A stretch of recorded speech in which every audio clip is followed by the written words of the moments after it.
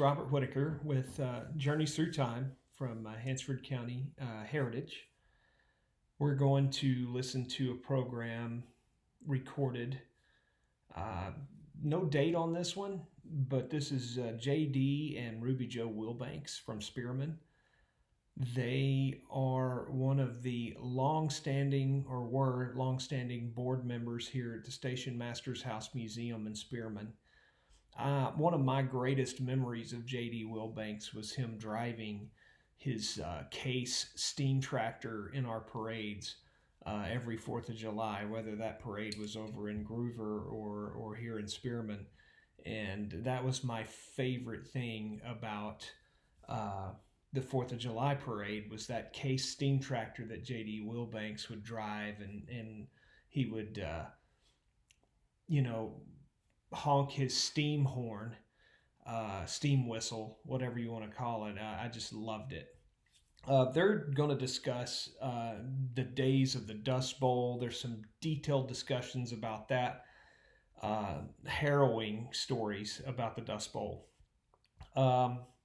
There's a drive-in, fly-in theater in Spearman, Texas, in their heyday. That was their business that they had east of Spearman, towards Ochiltree County line out there. So it's about 4 miles east of Spearman is where this drive-in, fly-in movie theater was. So people could fly in there, people could drive in there. It was even mentioned on Bob Hope's program back in the day. There's also discussion about JD's grandmother and how she would drive a mule team over to Channing, Texas to trade. So great story there. So anyway, thank you again for listening, and enjoy this program with JD and RubyJo Wilbanks. Thank you. Welcome back to Hansford Information. I'm Carolyn Cummings, and we're going to be doing a Hansford Memories program today with JD and RubyJo Wilbanks.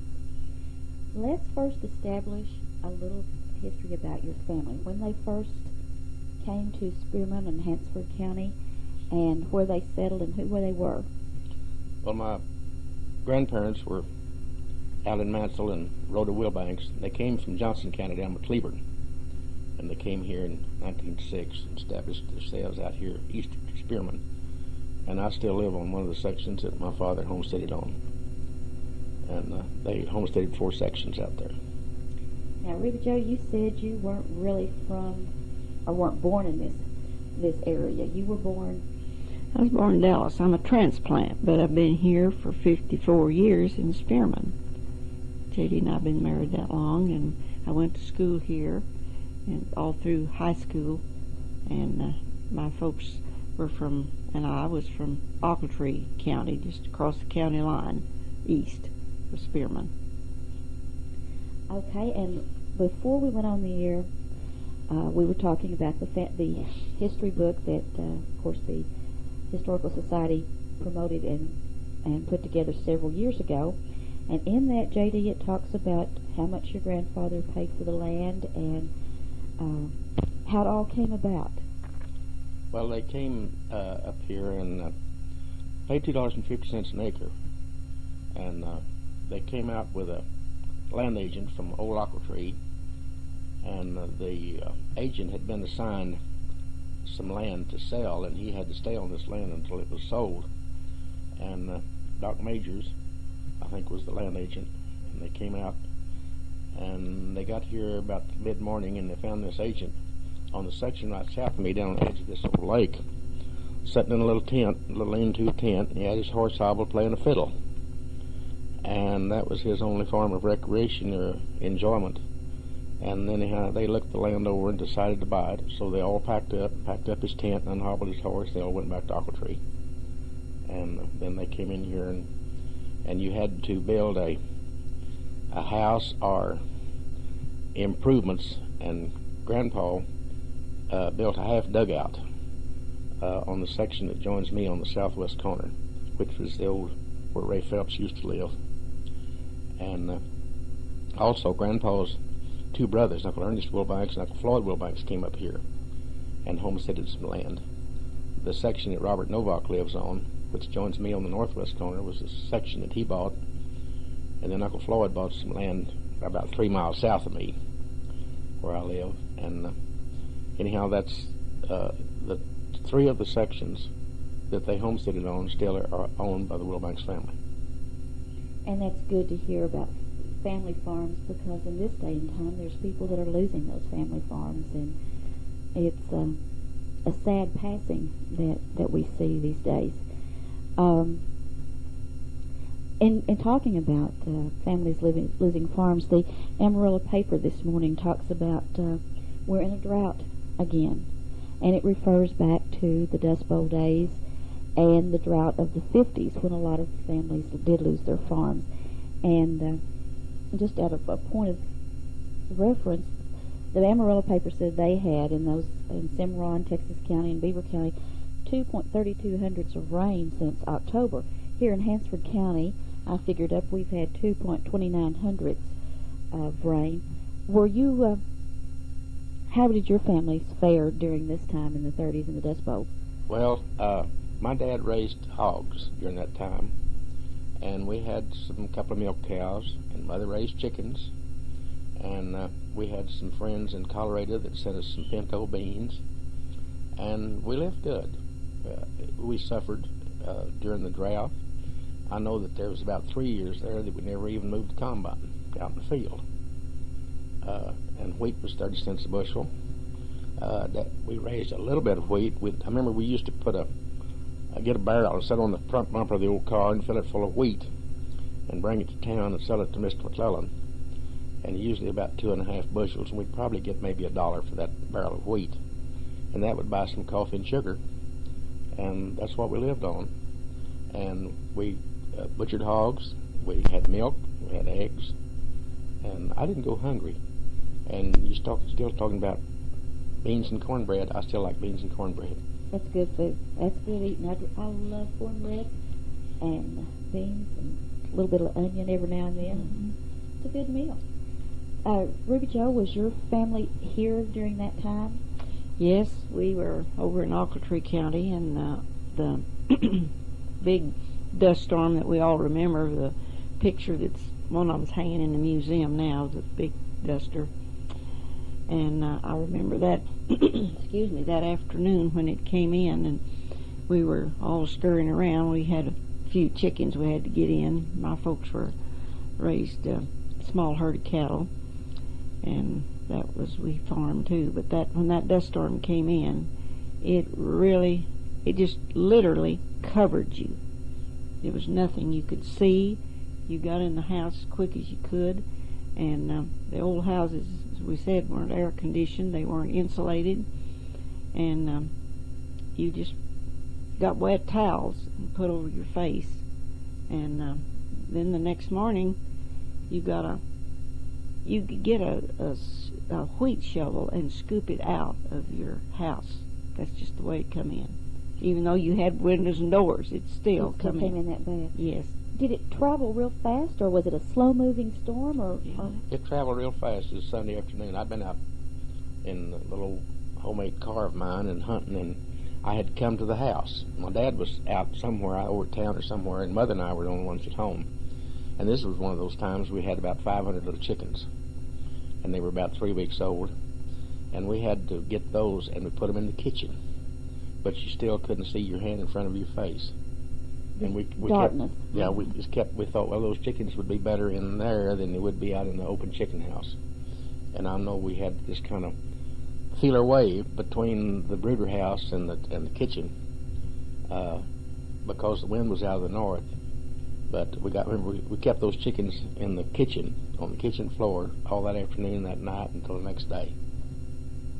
I just can't imagine the darkness or the feelings that you all had at that time. I imagine you kind of felt the world was coming to an end there for a while. We had coal oil lamps, and I know we had a lamp lit in the kitchen, and there was so much dust in the air in the house that across the kitchen you could not see the lamp.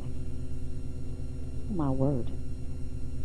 I want to come up a little bit from that dirt area to the 50s when we did have some more dirt storms. We were operating our drive-in theater, and one evening we could see this cloud coming, and J.D. remarks says, "We just don't need to have a show tonight." So our help had come out, and it had already started blowing pretty strong, and we just closed it down and sent everyone home, all but our projectionist, and he had to rewind his film and a few things. Time he finished that and we got everything else closed up, it had hit full force, and we had to stay in the concession stand. And about 8:30, J.D. thought we could make it down to our house, which is only half a mile, and we started home, and you couldn't see where you were going. The car light was just like a candle, and all at once J.D. remarked that the wind was on the other side of him. We had turned completely around. It's just like vertigo. We'd turned completely around, was headed back to the theater, and didn't even know it. We were going down the bar ditch, Right. following the fence, Mm-hmm. and we couldn't see the fence finally. And we were turned around and headed back toward the theater.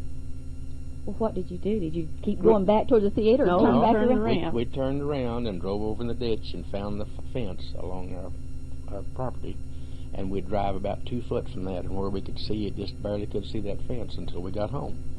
Our projectionist, who was Charles Townsend at that time, he got in his car and drove behind us, and we left our lights off, the headlights, and he turned his on, and it worked better that way.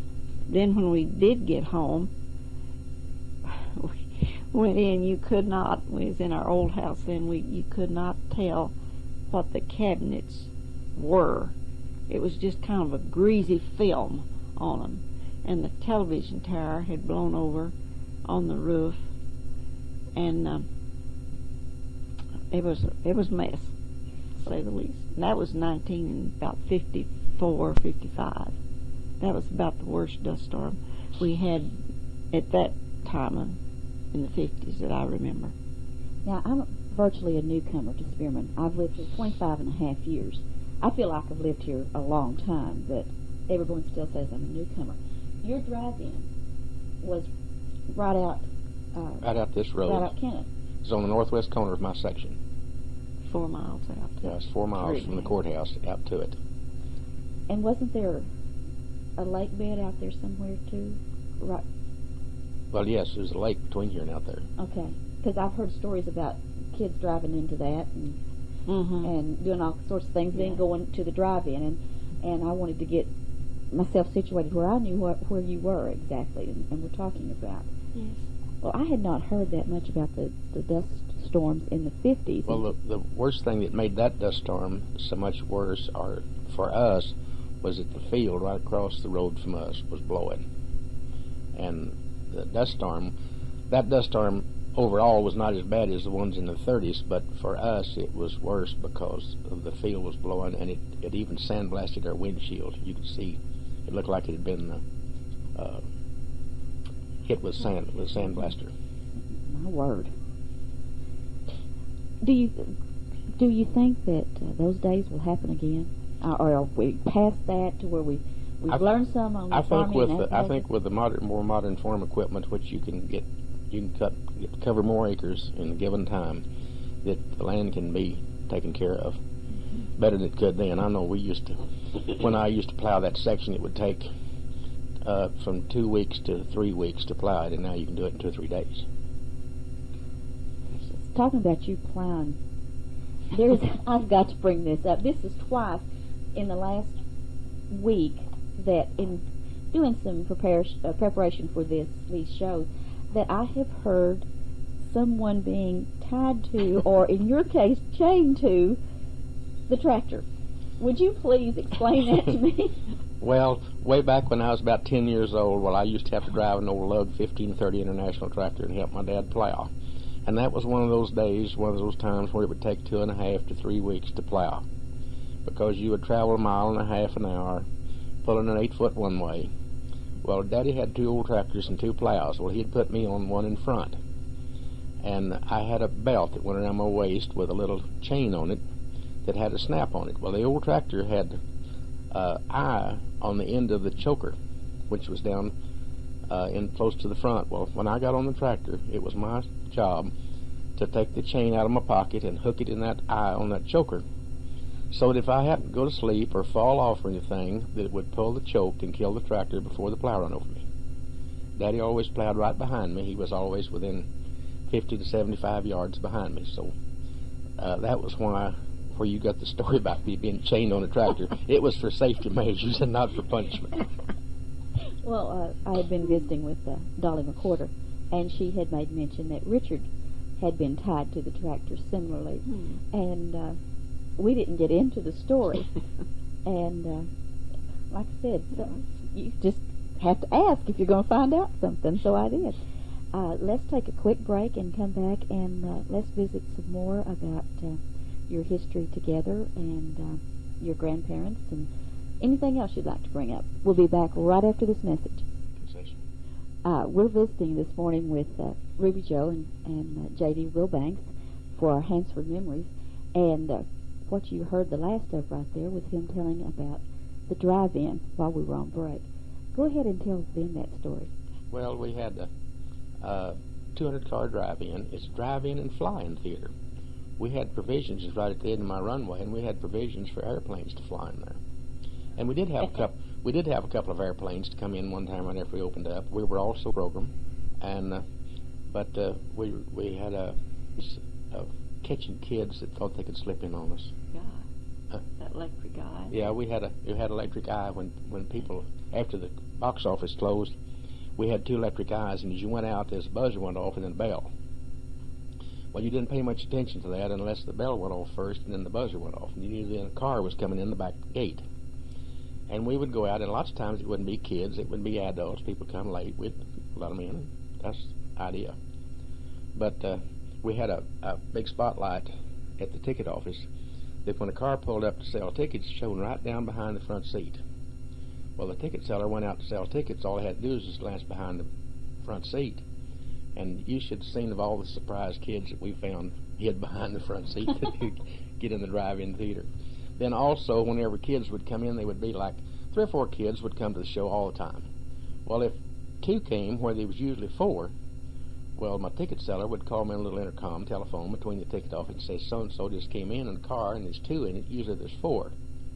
Well, we could go out and see where they parked. I'd go out and get on the ramp behind and stand around for a few minutes, and pretty soon they'd get out and open the trunk, and the other 2 would get out. And I'd just be standing there. How did you know we come in? How did you know we're in the trunk? Oh, I have my ways.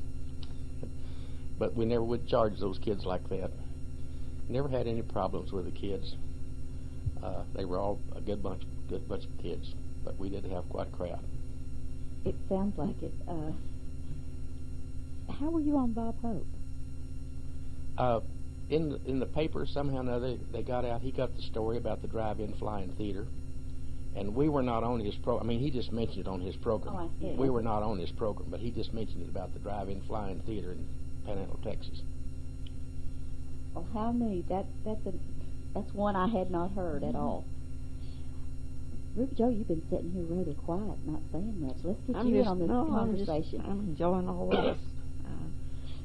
Our drive-in theater was a real interesting part of our life. We owned and operated for over 13 years, and we had good shows. The exorbitant ticket price was 50 cents, and as the years progressed and prices went up elsewhere, we went up to 75 cents to get into the theater, and there was a lot of complaint for a while about that, charging so much to get in theater, whereas now if you get in for a dollar show, you're doing good. But then we had a concession stand that we featured barbecue sandwiches, hot dogs, and sandwiches, and all kinds of drinks, and of course your candy and popcorn and things of that order. Were you more in charge of the concession stand? Yes, I had that, and usually on weekends especially, I had 2 or 3 extra girls to help. The week was, especially during school season, was slack, and I could usually handle it then, maybe with one other girl. But it was an interesting part. This TV became more prevalent, and your drive-in theaters just kind of faded away. Well, we're going to change the subject here just for a little bit. Before you went on, you were talking about your grandmother, and I really do want you to tell that story. We talk about women working today out in the public. She basically worked in the public too. What was her job? Well, in the summertime, when the field work was going on, well, it was my grandmother, Wilbanks' chore to do the freighting. And there was no railroad here, so they had to freight to, first they freighted to Channing. And then later on, as the railroad progressed, they freighted into Texoma and finally to Guyman. And then also they freighted some to Glacier, which is down just across the river from Canadian. And they freighted into Glacier because it was a little closer, and they didn't have to cross the river. But one time my grandmother was freighting to Channing, and she had two young daughters, Aunt Wanda and Aunt Ruth, were preteens, and she'd take 4 mules and 2 loads of wheat. It'd take 3 days to go to Channing. And she'd shop and trade a day, and then she'd load up and with a load of coal and anything else was in the back wagon and groceries and stuff, and start back, and 3 more days back home. And coming back from Channing one time, she had inadvertently selected one of the mules that tended to get the colic and bloat. And on the second night out from Channing on the way home, with these 2 little girls, after she'd camped, this mule got the colic and began to bloat. And previously, she'd always had a big old long neck bottle that she'd put baking soda and water in it and pour it down this old mule and that'd cure his colic. Well, she forgot her bottle, forgot her baking soda, and she didn't know what to do. But she'd bought a new bedroom suit, so she got a bed slat out of the back wagon, and she began to beat this old mule on the ground. And finally, he belched real big and got up, and everything was all right. But she couldn't leave those 2 little girls. She couldn't come on home with 3 mules. She didn't want to leave that old mule out there to die. So what would you do? Way out there away from nowhere, nobody. And she just usually left whenever she went to Channing right straight through. She didn't follow the roads. She just went through on the prairie. So you talk about the women having problems. Grandma had a problem back then. She definitely did. And you know, today, I can't imagine striking out across country in a wagon loaded down with 2 small children and was it 4 mules? I just can't imagine doing that. You know, we're spoiled. We are definitely spoiled around here. Well, our early days, mentioning that, when the people first came to Panhandle, the thing that would have frightened me, and I probably would have went back where it came from, was the rattlesnakes. I know J.D.'s Uncle Hicks, and them, they talked about at night the rattlesnakes. They could hear them bumping up against the porch. And my folks over in Occotree County, my grandmother, she helped in the field, and they had a big old dog that they brought with them. They came from the Indian Territory to Occotree County, and this old dog would go to the field with her every day and walk with her.